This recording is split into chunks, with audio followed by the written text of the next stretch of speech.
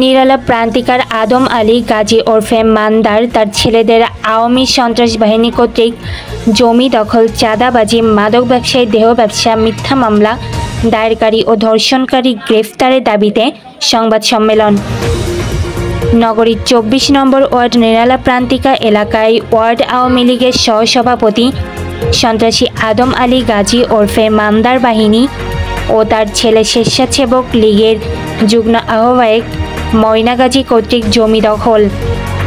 এলাকাবাসীর ওপর অস্বাভাবিক নির্যাতন, চাঁদাবাজি, সন্ত্রাসী, মাদক ব্যবসায়ী, মহিলা দিয়ে দেহ ব্যবসা সহ এলাকাবাসীর বিরুদ্ধে মিথ্যা মামলা দায়েরকারী ও ধর্ষণকারীদের গ্রেফতারের দাবিতে আজ বুধবার বিকাল ৩টায় খুলনা প্রেস ক্লাবের সাংবাদিক সম্মেলন কক্ষে মোহাম্মদ তানজির রব্বানী জোকরফ এর সভাপতিত্বে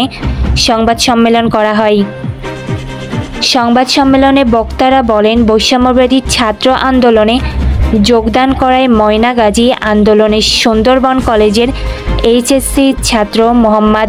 আরাফাতের ওপর গত ৪/৮/২০২৪ তারিখে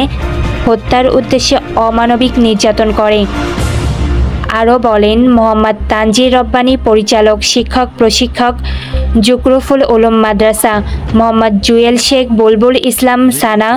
জাহাঙ্গীর শেখ, মোহাম্মদ মিরাজুল ইসলাম শেখ, মোহাম্মদ আবুল হোসেন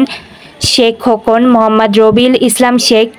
মোহাম্মদ কামরুল ইসলাম শেখ, মোহাম্মদ মোজাহের গাজী, মোহাম্মদ হুমায়ুন কবির সর্দার আমরা প্রান্তিকা আবাসিক এলাকা বসবাস করি বিগত আওয়ামী লীগ আমলে। আদম আলী মান্দার, ময়না গাজী, বেল্লাল গাজী, ইকবাল গাজী, মুছা গাজী, মোহাম্মদ রুবেল গাজী, বুলবুল গাজী, ভুয়া সাংবাদিক রাসেল, সজীব, চলমান আরও অনেকে আওয়ামী লীগের নাম ভাঙিয়ে আমাদের নিকট হইতে বিভিন্ন সময় চাঁদা নিত, আর যদি চাঁদা না দিতাম তাহলে নির্যাতনের শিকার হতাম। তাই বর্তমান অন্তর্বর্তীকালীন নিকট আমাদের আকুল আবেদন, পুনরায় উক্ত ব্যক্তিগণের দ্বারা আমরা এলাকাবাসী যাহাতে আর ক্ষতিগ্রস্ত ও হয়রানি না হই সে বিষয়ে বিরুদ্ধে কঠোর বিচারের দাবি জানাচ্ছি। তাসনুবা ইসলাম ঋতু, 64 নিউজ টিভি, বাংলাদেশ।